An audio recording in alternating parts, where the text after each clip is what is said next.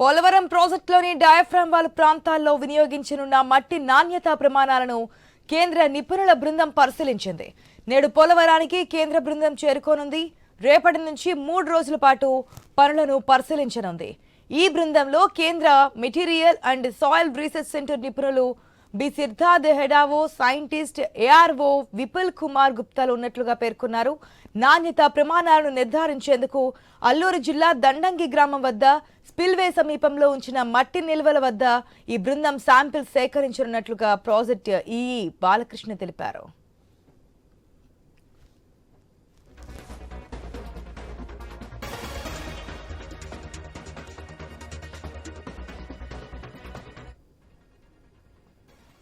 Polavaram ప్రాజెక్టులోని diaphragm wall ప్రాంతాల్లో వినియోగించనున్న మట్టి నాణ్యతా ప్రమాణాలను కేంద్ర నిపుణుల బృందం పరిశీలించింది.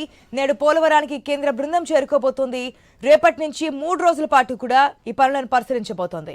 ఈ బృందంలో కేంద్ర material and soil research centre నిపుణులు B Siddharth Hedao, scientist ARO Vipul Kumar గుప్తాలు ఉన్నట్లుగా తెలుపుతున్నారు. ఇక నాణ్యతా ప్రమాణాలను నిర్ధారించేందుకు అల్లూరు జిల్లా దండంగి గ్రామం వద్ద స్పిల్వే సమీపంలో ఉంచిన మట్టి నిల్వల వద్ద ఈ బృందం శాంపిల్ సేకరించనున్నట్లుగా ప్రాజెక్ట్ ఈఈ బాలకృష్ణ తెలిపారు. పూర్తి అప్డేట్స్ మా ప్రతినిధి భార్గవ్ ద్వారా తెలుసుకుందాం.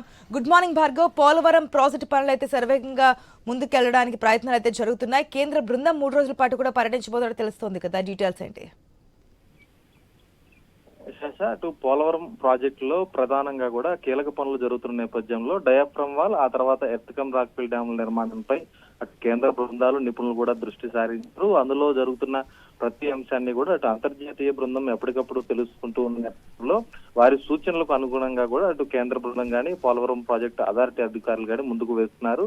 అయితే ఇప్పటికే డయాఫ్రమ్ వాల్ నిర్మాణ ప్రాంతంలో పనులు ప్రారంభమైపోవడం, అక్కడ డీవాల్లో ఉన్నటువంటి భూగర్భ పనులకు సంబంధించి ఇప్పటి వరకు 200 మీటర్ల వరకు కూడా పూర్తి కావడంతో సమాంతరంగా ఈసీఆర్ఎఫ్ డ్యామ్ కూడా ప్రారంభించే విధంగా చర్యలు చేపట్టారు. అయితే డయాఫ్రమ్ వాల్ గతంలో దెబ్బతిన్న నేపథ్యంలో ఇప్పుడు అందులో వాడుతున్నటువంటి ప్రతి పదార్థాన్ని కూడా పూర్తిగా పరిశీలిస్తున్నటువంటి పని ఉంది. ప్రధానంగా మట్టి, రాయికి సంబంధించి కూడా వాటి నాణ్యతను పరిశీలించేందుకు కేంద్ర బృందం కూడా ప్రస్తుతం తాజాగా ఈ రోజు రాబోతుంది. ఈ రోజు నుంచి 3 రోజుల పాటు పోలవరం ప్రాజెక్టులు అటు ఏలూరు జిల్లా, అటు అల్లూరు జిల్లా స్పిల్వేకి కుడి ఎడమ వైపు 2 వైపుల గోదావరి ప్రవాహానికి ఉన్న నిల్వలు ఏవైతే ఉన్నాయో అవి కానీ, అలాగే స్పిల్వేలో కానీ, అలాగే ఇక్కడ ఉన్నటువంటి ఎర్త్కమ్ రాక్ఫిల్ డ్యామ్ నిర్మాణానికి ఎడమ వైపు అంటే అల్లూరు జిల్లా వైపు కానీ ఈ 2 వైపులా ఉన్నటువంటి పూర్తిగా కూడా డయాఫ్రామ్ వాల్ నిర్మాణానికి సంబంధించి యంత్రాలను, వాటికి వాడుతున్నటువంటి ముడి సరుకుని అన్ని కూడా పరిశీలించబోతున్నారు.